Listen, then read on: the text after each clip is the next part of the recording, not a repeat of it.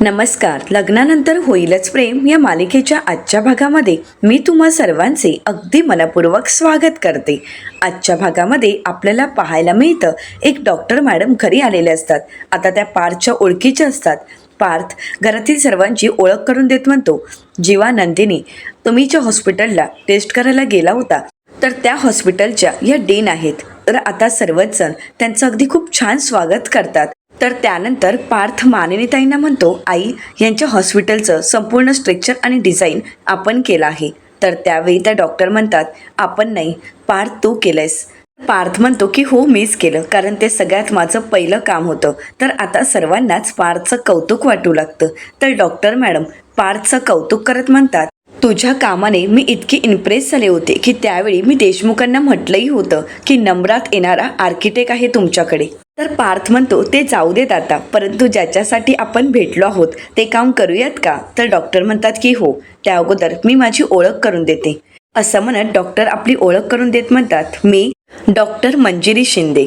विक्रम देशमुख आणि पार्थ देशमुख यांच्यासोबत माझं चांगलं रिलेशन आहे. माझी आणि त्यांची खूप छान ओळख आहे. ज्यावेळी पार्थ माझ्याजवळ ही केस घेऊन आला त्यावेळी मी पार्थला एवढंच म्हटलं, पार्थ, अरे ही तर माझ्या घरचीच केस आहे, तू नको एवढी काळजी करूस. रिपोर्टसुद्धा असे आलेत की मला असं वाटलं की मी पर्सनली येऊनच भेटावं. खरं तर मी तुमचे आधीचे रिपोर्टही पाहिलेत आणि त्यावेळी माझ्या लक्षात आलं की तुमच्या बाबतीत मिसडायग्नोसिस झाला आहे. आता हे ऐकल्यानंतर घरातील सर्वांनाच धक्का बसतो. तर दुसरीकडे पाहायला मिळतं, विजय आता रम्यासाठी आईस्क्रीम घेऊन येतो, परंतु रम्याचा मात्र विजयशी बोलण्याचाही मूड नसतो.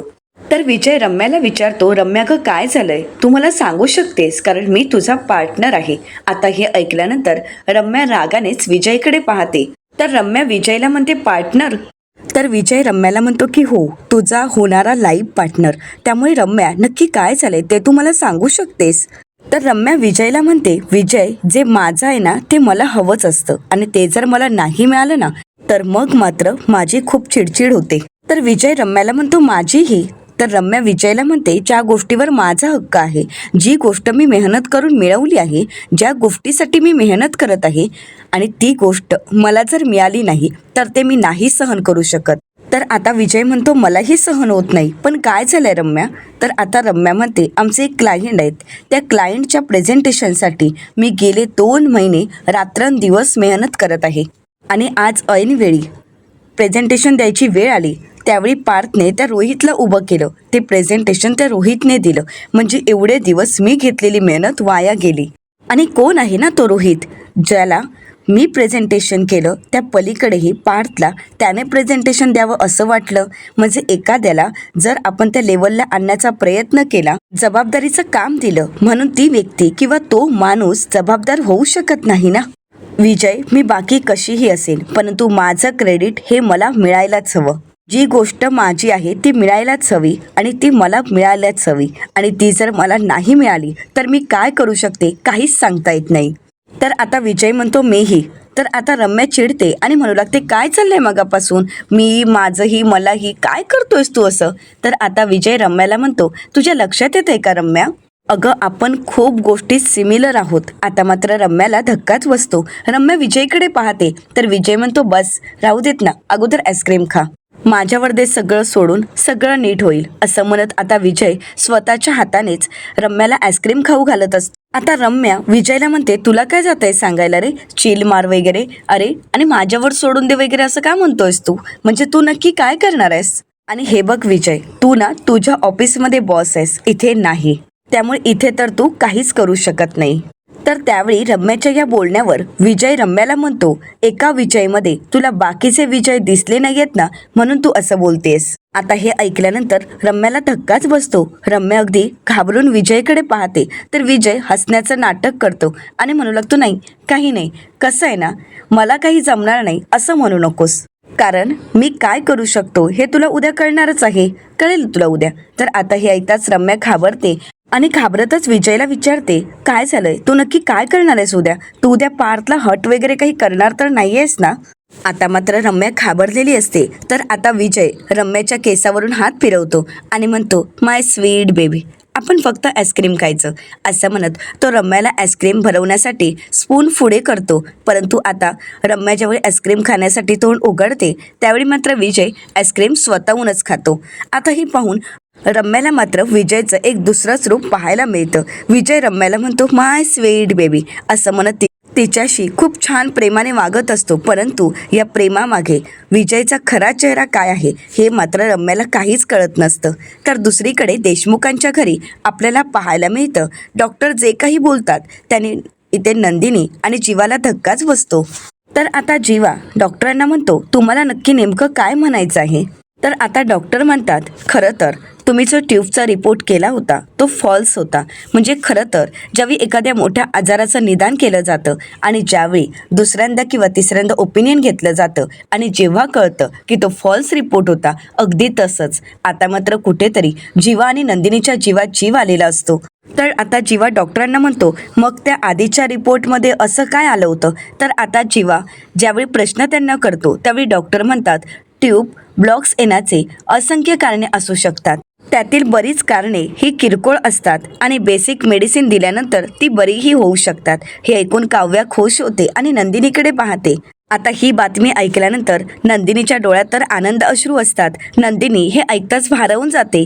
ज्या क्षणाची नंदिनी वाट पाहत असते तो क्षण नंदिनीला मिळालेला असतो. नंदिनी खूप खुश होते. ज्या बातमीसाठी ती आसुसलेली असते ती बातमी आता तिला ऐकायला मिळालेली असते. जीवाही खुश होतो. आता नंदिनी डॉक्टरांना म्हणते, म्हणजे माझ्या आई होण्यात कसलीच अडचण नाही आहे ना? मी सहज आई होऊ शकते ना? तर त्यावेळी डॉक्टर अगदी नंदिनीला ठामपणे उत्तर देत म्हणतात की हो, अगदी सहज. तुमचं मॅरिड लाईफ जर व्यवस्थित सुरू असेल तर तुम्ही केव्हाही आई होऊ शकता.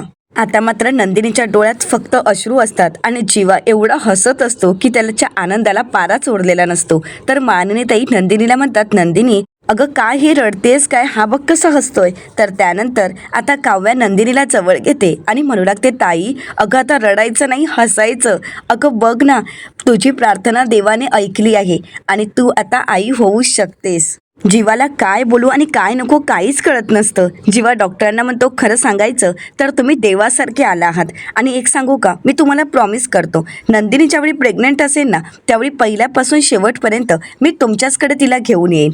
मोस्ट वेलकम असं म्हणत डॉक्टर आता नंदिनीला म्हणतात आणि नंदिनी आता उगाचच कोणतीही काळजी करायची नाही. नंदिनी म्हणते, हो नाही करणार. तर डॉक्टर म्हणतात, चला मी निघते. आता मानिनीताई डॉक्टरांना बाहेर सोडण्यासाठी येतात. आता जीवा इतका खुश असतो की लगेच तो पार्थला मिठी मारतो आणि म्हणतो, बडे भैया. तर आता पार्थ म्हणतो, आता खुश आहेस ना?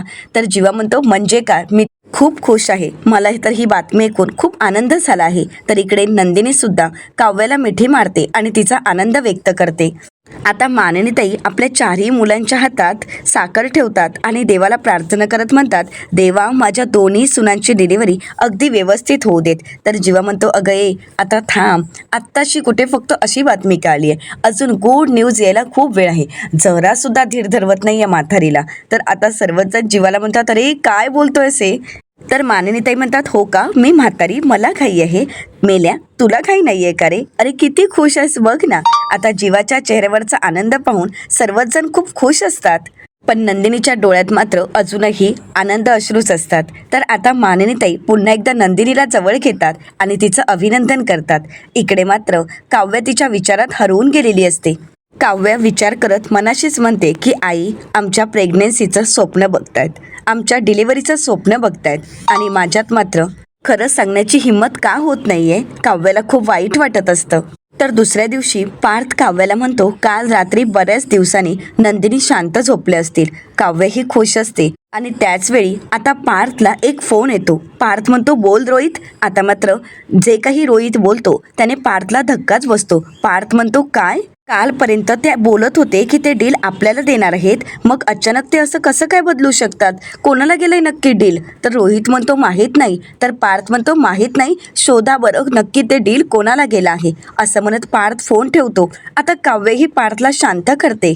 काव्या पार्थला म्हणते, देशमुख काय झालंय? तर पार्थ म्हणतो, असं कसं होऊ शकतं? काल एवढं छान प्रेझेंटेशन झालं, काल त्यांचे सगळे डाऊट क्लिअर केलेत. त्यावेळी ते म्हणाले की प्रेझेंटेशन खूप छान झालंय आणि हे डील तुम्हालाच मिळणार आहे आणि आता अचानक ते म्हणतायत की डील कॅन्सल झालंय. काव्य आता पार्थला शांत करते आणि म्हणू लागते तुम्ही शांत व्हा. तर पार्थ विचार करत म्हणतो रम्याने एवढं छान प्रेझेंटेशन बनवलं होतं, काल मी स्वतः प्रेझेंटेशनला होतो, रोहितने इतकं छान प्रेझेंटेशन दिलं होतं तरीसुद्धा. तर काव्य म्हणते 1 मिनिट, प्रेझेंटेशन जर रम्याने बनवलं होतं तर मग रोहितने का दिलं? तर पार्थ म्हणतो मी सांगितलं होतं. तर काव्य पार्थला म्हणते परंतु रम्या खूप छान प्रेझेंटेशन देते ना, ही बाबांकडून मी ऐकलं होतं, मग तुम्ही तरीसुद्धा रोहितला का सांगितलं? तर पार्थ म्हणतो आहेत माझी काही कारणं, पण तुम्ही अभ्यास करा. असं म्हणत पार्थ काव्यावर चिडतो. काव्य पार्थला म्हणते तुम्ही अगोदर शांत व्हा आणि पाणी पिऊन घ्या. परंतु पार्थ काही पाणी पिण्याच्या मनस्थितीतही नसतो. तो आपल्या दुसऱ्या ऑफिसमधील स्टाफला फोन करतो आणि म्हणू लागतो हॅलो आरती, हो ते मला कळलं आहे. मी तुम्हाला हे विचारण्यासाठी फोन केला आहे की नक्की ते प्रेझेंटेशन आपण इतकं छान दिलेलं असतानासुद्धा कॉन्ट्रॅक्ट आपल्या हातून गेलं आहे, मग ते नक्की कोणाला गेलं आहे हे शोधा.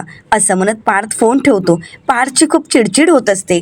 पार्थ म्हणतो प्रेझेंटेशन इतकं छान झालं आहे, सगळ्याच गोष्टी अगदी व्यवस्थित होत्या, मग यांनी अचानक डील का कोणाला दुसऱ्याला दिलं असेल? पार्थला काहीच सुचत नसतं. त्यावेळी काव्या पार्थचा हात हातात घेते आणि आपल्या पोटावर ठेवत उलटे अंक म्हणत म्हणते 10, 9, 8, 7, 6, 5, 4, 3, 2 असं म्हणताच पार्थ एकदम शांत होतो. तर काव्या म्हणते झालात का शांत? तर आता पार्थ म्हणतो काव्या काय हा चमत्कार आहे, म्हणजे बघा ना अजूनही आपलं बाळ त्याची प्रतिकृतीही तयार झाली नाही आहे, तरी त्याची हालचालही एवढ्या जाणवायचा प्रश्नच येत नाही, आणि तरीसुद्धा तुमच्या पोटावर हात ठेवताच मला एक वेगळीच वाईब जाणवली आहे. म्हणजे असं वाटते की माझी चिडचिड आपलं बाळ ऐकतंय. त्याला असं वाटत असेल ना काय आहे आपला हा बाबा किती चिडचिड करतो. तर काव्य म्हणते हो ना, मग कशाला करायची चिडचिड? पार्थ म्हणतो नाही करणार, यापुढे चिडचिड करणार नाही. काव्या बघा, तुम्हाला वाटत होतं की आपलं बाळ आपल्या दोघांमधील भांडणाचं कारण आहे, चिडचिडचं कारण आहे, परंतु नाही काव्या, आज आपल्या बाळामुळेच तर मी शांत झालो आहे. माझी चिडचिड कुठच्या कुठे गायब झाली, आणि हो तुमच्यातही बदल जाणवू लागले आहेत. काव्य खरं सांगू का, आपलं हे बाळ आपल्यात नक्कीच बदल घडवून आणणार, आणि हो तुमच्यात बदल जाणवायलाही लागले आहेत. आता मात्र काव्य शांतच होते. आता काव्य काहीच बोलत नसते. पार्थ म्हणतो बरं चला आपण ब्रेकफास्ट करून घेऊया. तर पार्थला काव्या म्हणू लागते तुम्ही पुढे चला मी आलेच. असं म्हणत काव्य रूममध्येच असते. आता पार्थ तिथून निघून जातात. काव्य चिडते आणि म्हणू लागते बस झालं, आता सतत प्रेग्नेन्सी आणि बाळ याच्याबद्दलच बोललं जातंय. नाही, आता हे सगळं काही मला सहन होत नाही. आता मला माझा निर्णय सगळ्यांना सांगावाच लागेल, मला सगळ्यांसोबत बोलावंच लागेल. कधी सांगू? आजच सांगून टाकू का? काय करू की आधी डॉक्टरांशी बोलू? आता काव्य या सगळ्या गोष्टींचा विचार करत असते. तर दुसरीकडे नंदिनी जीवा दोघेही आपल्या कामासाठी घराबाहेर पडलेले असतात. तर त्यावेळी नंदिनी जीवाला म्हणते जीवा मी काय म्हणते की आज मला तुम्ही त्या विठ्ठलाच्या मंदिराकडे सोडा. आज मला दर्शनासाठी जायचं आहे. त्या दिवशी माझं दर्शन घ्यायचं राहूनच गेलंय, त्यामुळे आज तर मी दर्शन घ्यायला जाणारच. तर जीवा म्हणतो बरं जाऊयात, एक काम करूयात, मी तुला विठ्ठलाच्या मंदिरात घेऊन जातो, तिथे बाहेरच थांबतो, तुझं काम झालं की मग आपण निघूयात. तर नंदिनी म्हणते नाही नाही कशाला? तर आता जीवा म्हणतो मग? तर आता नंदिनी म्हणते नाही, म्हणजे मला तिथून पुढे सिद्धिविनायकच्या मंदिरात चालत जायचंय म्हणून. आता मात्र जीवाला धक्काच बसतो. जीवा म्हणतो काय? अगं ते सिद्धिविनायक मंदिर किती लांब आहे माहीत आहे ना? तर नंदिनी म्हणते असू देच, श्रद्धेला अंतर वगैरे काही नसतं. तर जीवा नंदिनीला म्हणतो अगं आता अशी काय करतेयस? आता सगळं काही क्लिअर आहे की नाही? काल आपल्याला डॉक्टर काय म्हणालेत आहे ना लक्षात? अगं डॉक्टर काय म्हणालेत की आपल्याला कधीही बाळ होऊ शकतं म्हणून, आणि तसंही लग्नानंतरचा एकही मोमेंट आपण मिस केलेला नाहीये. तर नंदिनी जीवाला म्हणते जीवा मला कळतंय, पण तसं नाही आहे ना, कारण गरज सरो वैद्य मरो असा माझा स्वभाव नाही आहे. मला नाही जमणार ते की आपली गरज संपल्यानंतर आपण विसरून जावं.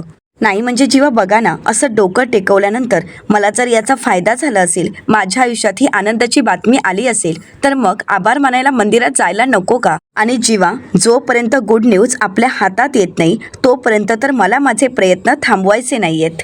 तर जीवा नंदिनीला म्हणतो ओके बायको, जिथे तू तिथे मी. तर नंदिनी जीवाला म्हणते म्हणजे? तर जीवा म्हणतो अगं हेच बायको, म्हणजे जिथे ज्या मंदिरात ज्या देवळात तू जाशील तिथे तुझ्यासोबत मीही असेल, देवासमोर डोकं टेकवायला. आता नंदिनी जीवाचं कौतुक करते आणि त्याच वेळी नंदिनीच्या हातातील रुमाल खाली पडतो. नंदिनी तो रुमाल उचलण्यासाठी खाली वागते. त्यावेळी तिचा जीवाच्या पायाकडे लक्ष जातो. नंदिनी म्हणू लागते जीवा अहो शूज कुठे आहेत तुमचे? तर जीवा नंदिनीला प्रश्न करत म्हणतो, तुझी चप्पल कुठे आहे? तर नंदिनी म्हणते, माझी चप्पल घरी. तर जीवा म्हणतो, एक्झॅक्टली अगं तुझ्या चप्पलच्या बाजूलाच माझे शूज आहेत. तेही म्हणतायत, जिथे जिथे तुझी चप्पल तिथे तिथे माझे शूज. आज माझ्या शूजला सुद्धा आराम. तर नंदिनी जीवाला म्हणते, खरंच वेडे आहात तुम्ही. नंदिनी जीवाला म्हणते, जीवा एवढं सगळं करायची काय गरज आहे? तर जीवा म्हणतो, का म्हणजे? अगं माझ्या होणाऱ्या बाळाची आई म्हणजे त्याला दुसऱ्या जगातून या जगात आणण्यासाठी इतके प्रयत्न करू शकते, मग एक वडील म्हणून, एक बाप म्हणून का नाही मी करू शकत हे प्रयत्न? आता मात्र जीवाचं हे बोलणं ऐकून नंदिनी जीवाकडे अगदी अभिमानानेच पाहते आणि त्याची दृष्ट काढते. तर त्यानंतर जीवा नंदिनीचा हातात हात घेत दोघंही अनवाणी पायांनी आता दर्शनासाठी निघालेले असतात. तर दुसरीकडे देशमुखांच्या घरी आता पार्थ ब्रेकफास्ट करण्यासाठी आलेला असतो. मिथुन काका म्हणतात, वहिनी. तर मानिनीताई म्हणतात, हो आले. आणि काय तुमचं कोडं वगैरे सोडून झालं का? तर मिथुन काका म्हणतात, हो झालंय. तर त्याच वेळी रम्या त्या ठिकाणी येते. तर पार्थ रम्याला विचारतो की तुला न्यूज कळाली आहे? तर मानिनीताई म्हणतात की कोणती न्यूज? रम्या म्हणते की हो मला माहीत आहे. तर आता मानिनीताई म्हणतात, हो पण मला तर कळू देत. तर पार्थ म्हणतो, प्रकाश रेस्तोगी यांचं आपल्याला कॉन्ट्रॅक्ट मिळणार होतं, परंतु अचानकच ते कॉन्ट्रॅक्ट दुसऱ्या कोणाला तरी मिळालं आहे. आता मिथुन काका म्हणतात, त्यातलं मला एवढं काही कळत नाही, परंतु कॉन्ट्रॅक्ट कोणाला मिळालं हे काही समजलं का? तर आता पार्थ आणि रम्या एकदमच म्हणतात की नाही. तर आता मानिनीताई म्हणतात, ठीक आहे एवढा विचार करू नका. तुम्हीच म्हणता ना, बिझनेसकारी प्रत्येक निर्णय हे एकसारखे होत नसतात, कधी वर खाली होत असतात, मग एवढं का त्यात विचार करताय तुम्ही? आता त्याच वेळी तिथे विजय आलेला असतो आणि विजय म्हणू लागतो, बरोबर बोलताय मामी तुम्ही. तर आता विजय येतात सगळ्यांना गुड मॉर्निंग म्हणतो. तर रम्या विजयला म्हणते, इतक्या सकाळी तू इथे? तर विजय रम्याला म्हणतो की हो, आनंदाची बातमी देण्यासाठी आलो आहे. तर आता वसुहत्या मानिनीताईंना म्हणतात, मानिनी काही गोड बनवलंयस का? म्हणजे एवढी आनंदाची बातमी द्यायला आली आहेत तर त्यांचं तोंड पण गोड करायला हवं ना? तर विजय वसुहत्यांना म्हणतो, गोड करायला कशाला पाहिजे, मी घेऊनच आलो आहे. असं म्हणत विजय अगोदरच येताना स्वीट घेऊन आलेला असतो. अगदी मी शुद्ध तुपातले मोतीचूर लाडू घेऊन आलो आहे आणि सगळ्यात पहिला लाडू हा तूच खायला पाहिजे. आता रम्या विजयला विचारण्याचा प्रयत्न करत असते की का म्हणून, परंतु त्या अगोदरच विजय रम्याला लाडू स्वतःच्या हातानेच खाऊ घालतो. तर मानिनीताई म्हणतात, अहो पण नक्की बातमी काय आहे ते तरी सांगा. तर विजय म्हणतो, हो सांगतो ना. प्रकाश रेस्कोकी यांचं कॉन्ट्रॅक्ट विजय आर्किटेक्ट यांना मिळालं आहे. आता हे ऐकताच पार्थ, रम्या आणि घरातील सर्वांनाच धक्का बसतो. रम्या तर विजयच्या या बातमीने पूर्णपणे बिथरून गेलेली असते. आता रम्याला विजयचं बोलणं आठवतं की मी काहीच करू शकत नाही, असं नको बोलूस, मी काय करू शकतो हे उद्या तुला कळेलच. आता मात्र पार्थ, रम्या यांच्या चेहऱ्यावरचा रंगच उडालेला असतो. तर आता विजय विचारतो, काय काय झालंय? तुमचे चेहरे का पडले तसे? पार्थ, अरे काय झालंय? अरे कॉन्ट्रॅक्ट तर घरीच आलं ना. तर आता घरातील एकमेव व्यक्ती वसुहत्या फक्त त्यांचं कौतुक करतात आणि म्हणू लागतात, अभिनंदन विजय तुमचं, पण कमाल केली था तुम्ही. पण मला सांगा, तुम्ही हे कॉन्ट्रॅक्ट नक्की मिळवलं कसं? तर रम्या म्हणू लागते, आई अगं काय चाललंय तुझं? तर वसुहत्या म्हणतात, रम्या अगं आई काय, अगं मी काहीतरी विचारते ना, तू जरा शांत हो. असं म्हणत आता वसुहत्या पुन्हा एकदा विजयला विचारतात, बोला कसं मिळवलं हे तुम्ही कॉन्ट्रॅक्ट? तर विजय म्हणतो, ते सगळं नंतर हो, पण पार्थ, अरे लाडू तू वाटतोयस की मी वाटू? असं म्हणत आता विजय मुद्दामहून पार्थला त्रास देत असतो. राहू देत, मीच वाटतो. कसं आहे ना, आनंद वाटल्याने वाढतो नाही का? असं म्हणत विजय रम्याकडे पाहतो आणि त्यानंतर विजय स्वतःहूनच सगळ्यांना लाडू देत असतो. आता विजय सगळ्यांसोबत आनंद सेलिब्रेट करत असतो. कोणीच मात्र विजयच्या आनंदात सामील नसतात आणि त्याचवेळी विक्रम घरी आलेले असतात. आता विजय लगेच त्यांच्यासाठी लाडू घेऊन जातो. त्यावेळी आता विक्रम हातातील लाडू बाजूला करतात आणि विजयला म्हणतात, विजय या घरात कोणत्या गोष्टीचा आनंद सेलिब्रेट करायचा हा मी ठरवत असतो. आत्तापर्यंत तो निर्णय माझ्याच हातात आहे आणि अजूनपर्यंत मी. तर विजय म्हणतो, हो काहीच हरकत नाही, माझ्या विजयाचं सेलिब्रेशन तुमच्या घरी कशाला ना. तुम्ही एक काम करा ना, तुम्ही सर्वजण माझ्या घरी या विजयचा विजय आमच्या घरी सेलिब्रेट करूयात. आता विजय विक्रम यांच्या पाया पडण्याचं नाटक करतो आणि तेथून निघून जातो. तर आता वसुहत्या खूप चिडलेल्या असतात. त्या विक्रम यांना म्हणतात, विक्रम अरे कसा बोललायस तू विजयशी? तर विक्रम म्हणतात, कसा बोललो म्हणजे सभ्य भाषेतच तर बोललोय. अगं त्याने आमच्या कंपनीचं कॉन्ट्रॅक्ट जर हिसकावून घेतलं असेल तर मग मी काय त्याचं कौतुक करायला हवं होतं? टाळ्या वाजवायला पाहिजे होत्या त्याच्या आनंदासाठी? की त्यांनी आणलेले लाडू खायला हवे होते? काय करायला हवं होतं सांगणार? आता मात्र वसुहत्या शांतच होतात. आता विक्रम पार्थवर चिडतात आणि म्हणतात, तुझं काय चाललंय रे? तुझं लक्ष नाही आहे का? एवढं मोठं कॉन्ट्रॅक्ट हातातून गेलंच कसं? काय चूक झाली होती? आणि प्रेझेंटेशन कोणी दिलं होतं? तर आता पार्थ म्हणतो रोहित. तर आता विक्रम म्हणू लागतात रोहित त्याला कसला एक्सपिरियन्स आहे तरी का? आणि प्रेझेंटेशन बनवलं कोणी होतं? तर आता पार्थ म्हणतो रम्याने. तर आता विक्रम म्हणतात जर रम्याने प्रेझेंटेशन बनवलं मग तिने का नाही दिलं? तर आता रम्या पार्थला काही कोणी बोलू नये म्हणून बाजू घेत म्हणते की नाही मामा, की माझंच जरा पर्सनल काम होतं त्यामुळे. तर पार्थ म्हणतो रम्या थांब, उगाच सर्व करू नको. खरं तर हा माझाच डिसिजन होता.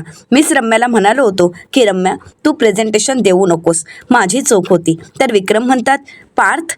तर आता विक्रम चिडणार. तर त्यावेळी मानिनीताई म्हणतात अहो तुम्ही शांत व्हा, आता चालाय ना, तुम्ही अगोदर फ्रेश होऊन या. तुम्ही नाश्ता करताय का? बाकी तुम्ही सगळ्यांनी नाश्ता करून घ्या. असं म्हणत मानिनीताई आता वातावरण शांत करण्याचा प्रयत्न करतात. आता पार्थ काही न खाता रम्याकडे रागाने पाहतो आणि तिथून निघून जातो. आता सर्वच जण तिथून निघून जाताना रागानेच वसुआत्यांकडे पाहतात. तर वसुआत्या रम्याला म्हणतात रम्या हे काय? सर्वच जण माझ्याकडे असे पाहत का गेले? रम्या म्हणते अगं तुला वेड लागले का? तू काय वागतेस? तुझं तुला तरी कळतंय का? अगं हे प्रेझेंटेशन आपल्या कंपनीला मिळणार होतं. आपल्या कंपनीचं प्रेझेंटेशन इतकं छान झालं होतं. ते प्रेझेंटेशन मी बनवलं होतं. ते कॉन्ट्रॅक्टही आपल्याला मिळणार होतं आणि त्या विजयने ते कॉन्ट्रॅक्ट बळकावलं आहे. आणि तू काय गं नाचत नाचत त्याला इथे घेऊन आलीस? तर वसुआत्या रम्याला म्हणतात चल रूममध्ये चल, सगळं मी सांगते तुला. असं म्हणत वसुआत्या रम्यावर खूप चिडलेल्या असतात. तर येणाऱ्या पुढील भागामध्ये आपल्याला पाहायला मिळतं काव्या नंदिनीला म्हणते IASची परीक्षा पास होताना मला आई म्हणून फेल व्हायचं नाही आहे ताई. असं म्हणत ती रागानेच रूमच्या बाहेर पडते. नंदिनी तिला आवाज देत थांबवण्याचा प्रयत्न करते. काव्या रागानेच निघालेली असते. नंदिनी म्हणते काव्या ग जरा जपून. आणि त्याचवेळी काव्याचा जिन्यावरून पाय घसरतो. काव्या स्वतःचा तोल सावरते आणि पहिल्यांदा पोटावर हात धरते. तर नंदिनी म्हणते काव्या, असं म्हणत ती तिलाही सावरते. आता नंदिनी काव्याला जाणीव करून देत म्हणते काव्या पडताना सगळ्यात पहिल्यांदा तुझा हात तू पोटावर का धरलास? कारण काव्या आई होण्यासाठी फार काही तयारी करावी लागत नाही काव्या. अगं हे उत्तर तुझ्या बाळानेच तुला दिलं आहे बघ. आता हे सगळं काही रम्याने ऐकलेलं असतं. रम्याची खूप चिडचिड होते आणि मनाशीच म्हणते उत्तर तर मी देणारच आहे काव्याला, आणि तेही कायमचं. आता रम्या नक्की काय डाव टाकेल हे पाहणं अतिशय रंजक ठरणार आहे. मित्रांनो, अशाच मालिकांचे नवनवीन अपडेट पाहण्यासाठी चॅनलला नक्कीच सबस्क्राईब करा. आजचा व्हिडिओ तुम्हाला कसा वाटला हे कमेंट करून नक्कीच कळवा. आजचा व्हिडिओ जर आवडला असेल तर व्हिडिओला लाईक करायलाही विसरू नका. व्हिडिओ पाहिल्याबद्दल तुम्हा सर्वांचे अगदी मनपूर्वक धन्यवाद.